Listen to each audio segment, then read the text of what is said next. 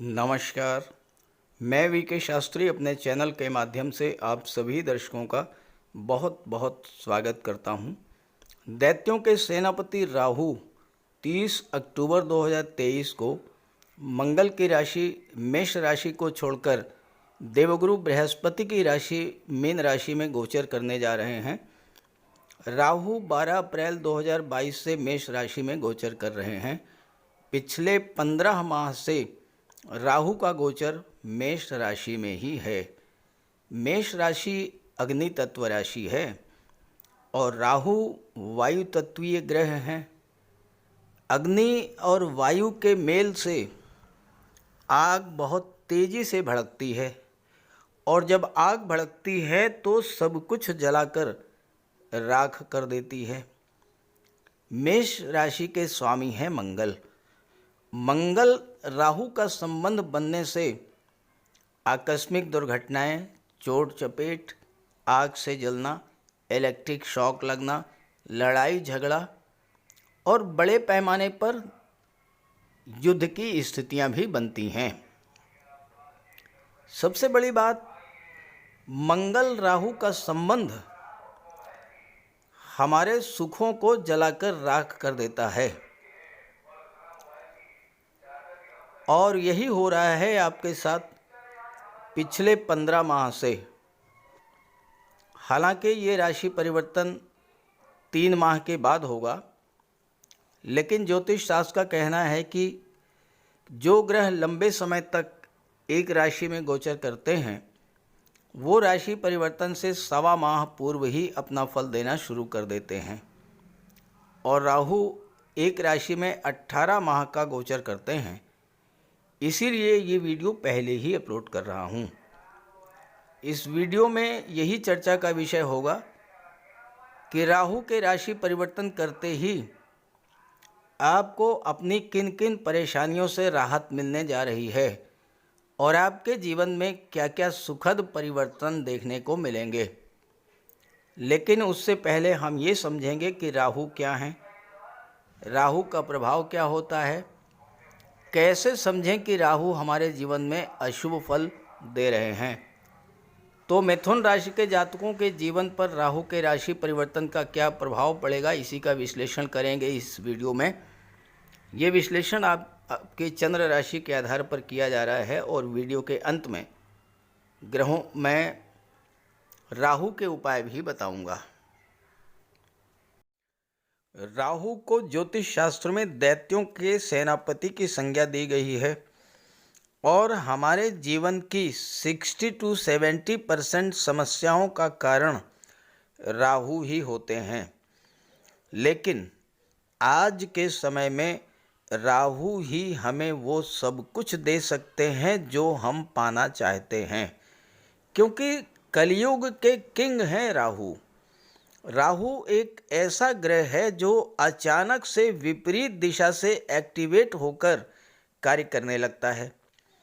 आपका कोई काम काफ़ी दिनों से नहीं हो पा रहा था, अचानक से राहु की अंतर्दशा या प्रत्यंतर दशा शुरू हुई, आपका वो काम एकदम से पूरा हो गया। राहु के भीतर अतीन्द्रिय शक्ति है और उसमें हर तरह के षड्यंत्र को समझने की क्षमता है, उससे निपटने की भी क्षमता है राहु में। राहु विदेश के भी कारक हैं और इसलिए जिनकी कुंडली में राहु अच्छा होता है वो विदेश जाते हैं, विदेश में बहुत अच्छा धन अर्जित करते हैं। आज की डेट में राहु, केतु, शनि और मंगल जिन्हें पाप ग्रह की संज्ञा दी गई है वही हमें जीवन में ऊपर उठाते हैं, धन वैभव देते हैं, मान सम्मान देते हैं और हर तरह का सुख भी देते हैं। इसलिए जब भी मनुष्य के जीवन में राहु की महादशा या अंतर्दशा शुरू हो उस समय व्यक्ति को विशेष सावधानी बरतनी चाहिए, राहु का निरंतर उपाय करते रहना चाहिए ताकि राहु के शुभ फल प्राप्त हो सके।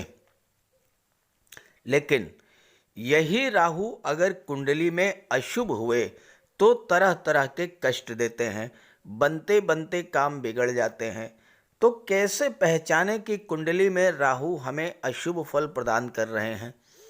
क्योंकि हर व्यक्ति तो ज्योतिष का ज्ञाता होता नहीं है, तो कैसे पता लगेगा कि राहु हमारी कुंडली में हमें अशुभ फल दे रहे हैं?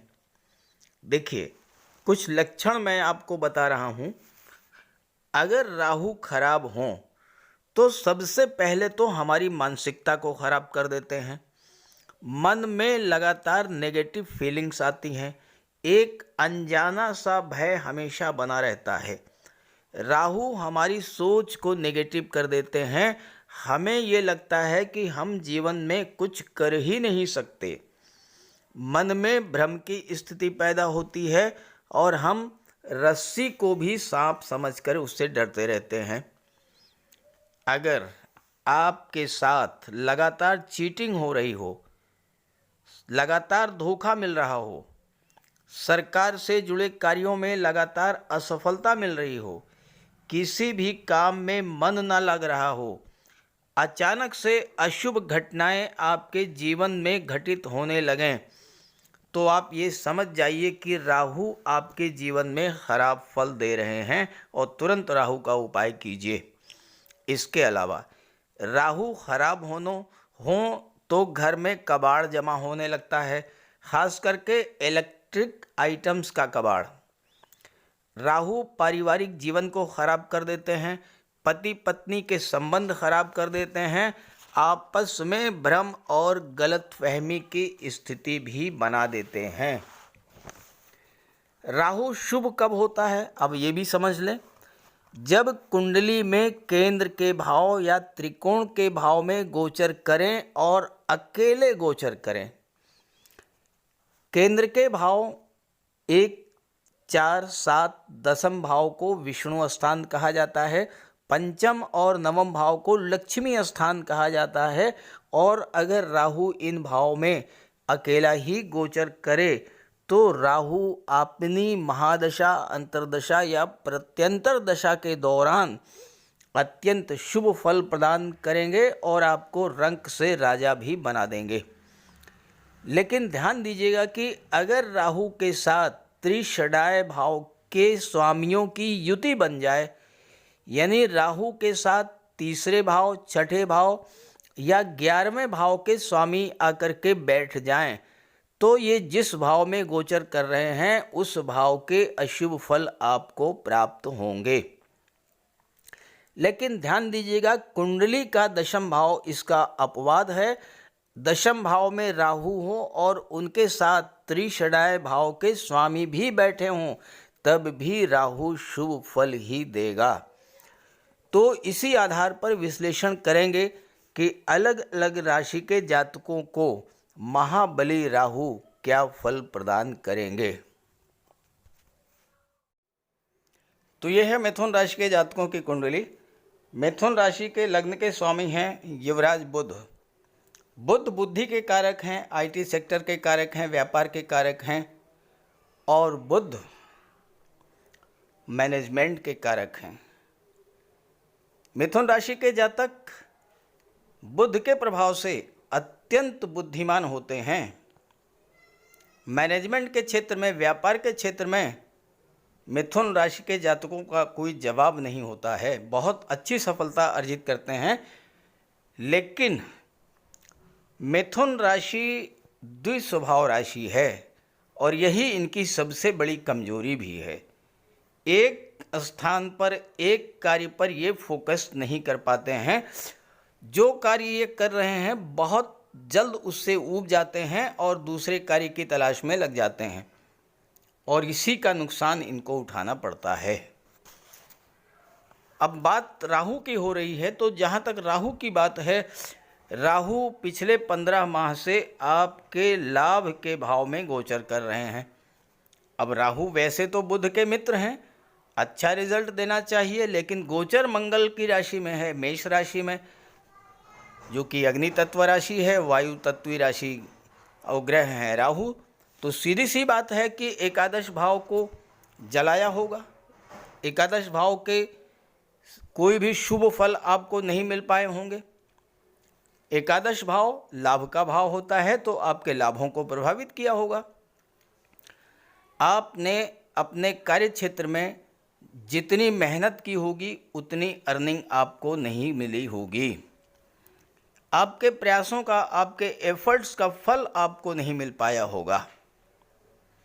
आय के नए रास्ते खुलना तो दूर की बात है, जो आय के साधन थे वह भी बंद हो गए होंगे।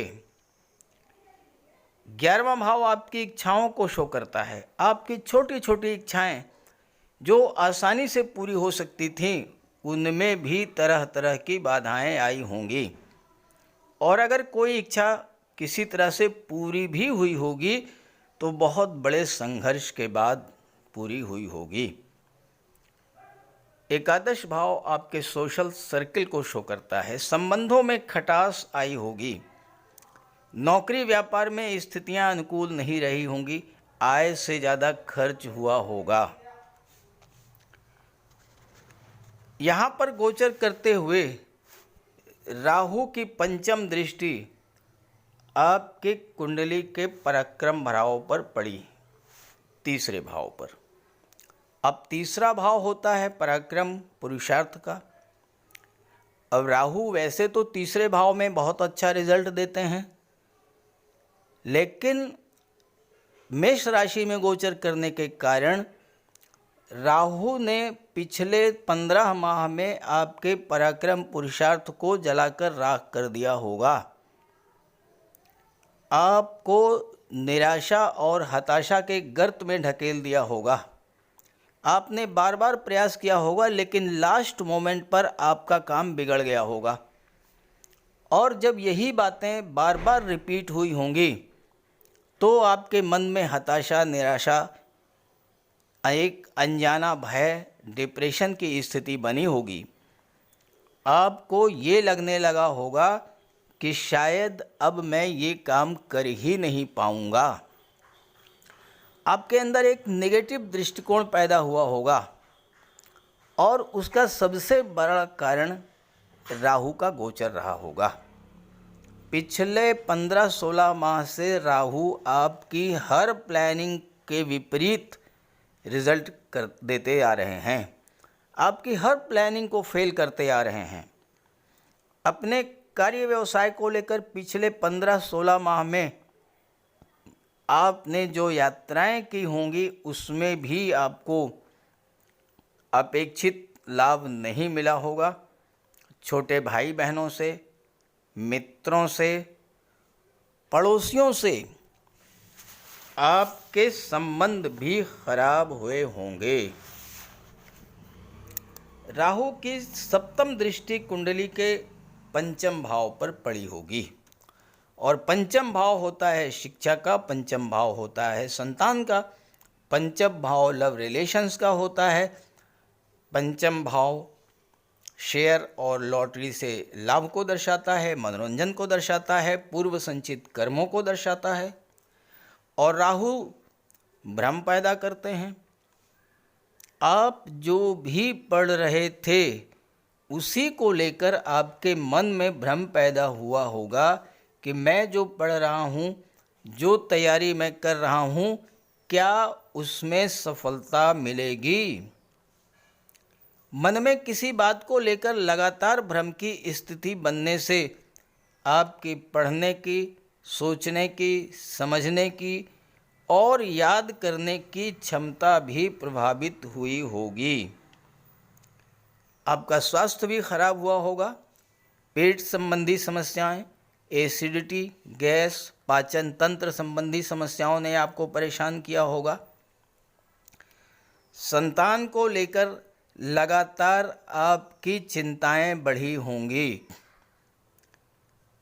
और हो सकता है कि संतान से आपके संबंध भी किसी वजह से खराब हुए हों। पंचम भाव शेयर मार्केट से लाभों को शो करता है, वहाँ भी आपको घाटा हुआ होगा। आप अपनी संतान के लिए कुछ करना चाहते थे, नहीं कर पाए होंगे। संतान प्राप्ति की इच्छा थी, संतान कंसीव होने में भी बाधा आई होगी। पंचम भाव क्रिएटिविटी का होता है और आप चाह करके भी कुछ नया नहीं कर पाए होंगे। रोजगार, व्यापार, व्यवसाय को लेकर एक नई सोच के साथ आप आगे बढ़ना चाहते थे, लेकिन वैसा नहीं कर पाए होंगे क्योंकि राहु आपकी सोच को ही भ्रमित कर देते हैं। पंचम भाव लव रिलेशंस का होता है और लव रिलेशंस में भी भ्रम की स्थिति बनी होगी, दूरी बनी होगी। आपने कहा कुछ होगा लेकिन समझा कुछ और ही गया होगा। हो सकता है कुछ समय तक सेपरेशन की स्थिति भी बनी हो, क्योंकि राहु तो हर हाल में चीज़ों को पाना चाहते हैं और हो सकता है इस कारण से कुछ दूरियां भी बनी हों। एकादश भाव में गोचर करते हुए राहु की नवम दृष्टि पड़ी आपकी कुंडली के सप्तम भाव पर। सप्तम भाव कुंडली का बहुत ही महत्वपूर्ण भाव है, क्योंकि यहाँ से आपके जीवन की दूसरी पारी की शुरुआत होती है, दाम्पत्य जीवन की। तो राहु की दृष्टि ने दाम्पत्य जीवन की खुशियों में आग लगाई होगी, पारिवारिक जीवन को अस्त व्यस्त कर दिया होगा। छोटी छोटी बातों को राहु ने बहुत बढ़ा दिया होगा, क्योंकि राहु विस्तार के कारक होते हैं और पारिवारिक कलह बढ़ गया होगा। हो सकता है कहीं कहीं अलगाव की स्थिति भी बनी हो। सप्तम भाव विवाह का होता है। जिन बच्चों के विवाह की उम्र हो चुकी थी और वो विवाह के इच्छुक थे, उनके विवाह में बाधा आई होगी। रिश्ते आए होंगे लेकिन तय नहीं हो पाए होंगे, कोई न कोई कमी निकल आई होगी, किसी न किसी तरह की बाधा उत्पन्न हुई होगी। सप्तम भाव डेली इनकम को शो करता है। दैनिक रोजगार में मेहनत के अनुरूप लाभ नहीं मिला होगा, डेली इनकम में कमी आई होगी। और सप्तम भाव पार्टनरशिप में व्यापार को भी शो करता है। आपने साझेदारी में कोई व्यापार व्यवसाय शुरू किया तो वहाँ भी आपके साथ चीटिंग हुई होगी, कर्ज की स्थिति बनी होगी, आपकी सोशल इमेज भी खराब हुई होगी और विदेश जाने की इच्छा थी तो वह भी अधूरी रह गई होगी। और अगर आप विदेश में थे, पहुंच गए थे, तो वहाँ सेटल नहीं हो पाए होंगे। तो ये तो स्थितियाँ पिछले 15 माह से आपके जीवन में चली आ रही हैं। 30 अक्टूबर को जैसे ही राहु राशि परिवर्तन करेंगे, दशम भाव में आ जाएंगे, तो कुंडली का एकादश भाव, तीसरा भाव, पांचवा भाव और सातवां भाव, ये चारों ही भाव राहु के प्रभाव से मुक्त हो जाएंगे। तो धीरे धीरे इनमें सुधार आना शुरू हो जाएगा। अब क्या सुधार आएगा? 11वें भाव से राहु हटेंगे। राहु के हटते ही यहाँ पर देवगुरु बृहस्पति अकेले रह जाएंगे और देवगुरु बृहस्पति जैसा शुभ ग्रह जब लाभ के भाव में गोचर करेगा तो आपके हर तरह के लाभ में वृद्धि होनी शुरू हो जाएगी। आय के नए नए रास्ते खुलने शुरू हो जाएंगे, आपकी इनकम बढ़ेगी और फ्रेंड सर्किल से आपके जो रिलेशंस थे वह भी बहुत अच्छे हो जाएंगे। आपकी कोई पुरानी इच्छा जो लगातार प्रयास करने के बाद भी पूरी नहीं हो पा रही थी, वो इच्छा अब पूरी होगी। नौकरी में भी स्थितियां आपके अनुकूल हो जाएंगी। आप जितना परिश्रम करेंगे उससे ज़्यादा आपको लाभ होगा, एफर्ट्स का आपको फल प्राप्त होगा। राहु की दृष्टि पड़ने से तीसरे भाव के जो नेगेटिव फल मिल रहे थे, अब गुरु की दृष्टि पड़ने से तीसरे भाव के सकारात्मक फल आपको मिलना शुरू हो जाएंगे। तो पराक्रम पुरुषार्थ में वृद्धि होगी। आपके मन में जो अनजाना भय था, निराशा थी, हताशा की स्थिति थी, वो समाप्त होगी। आप जिस कार्य के लिए प्रयास कर रहे थे अब वो कार्य आपका पूरा होगा। भाई बहनों से रिलेशंस अच्छे हो जाएंगे, यात्राओं से आपको लाभ मिलेगा। ऑनलाइन प्लेटफॉर्म से कोई व्यापार व्यवसाय कर रहे हैं, मार्केटिंग के क्षेत्र में हैं, टूर एंड ट्रेवल्स के क्षेत्र में हैं, तो इन क्षेत्रों से आपको लाभ मिलना शुरू हो जाएगा। पंचम भाव पर राहु की नकारात्मक दृष्टि का प्रभाव हटते ही और गुरु की अमृतमयी दृष्टि पड़ते ही पंचम भाव के शुभ फल मिलना शुरू हो जाएंगे। छात्रों का मन पढ़ाई में लगेगा। अब वो ये तय कर पाएंगे कि उन्हें क्या तैयारी करनी है, क्या पढ़ना है। संतान प्राप्ति के योग बनेंगे। आपके मन में जो भी भ्रम थे, जो भी शंकाएं थीं, वो सब समाप्त होंगी। स्वास्थ्य में भी सुधार देखने को मिलेगा। संतान से संबंध आपके अच्छे होंगे और आप अपनी संतान के लिए कुछ करना चाहते थे तो अब आप कर भी पाएंगे। लव रिलेशंस में भी नज़दीकियां बढ़ेंगी। एक दूसरे के प्रति समर्पण की भावना बढ़ेगी, समझदारी बढ़ेगी।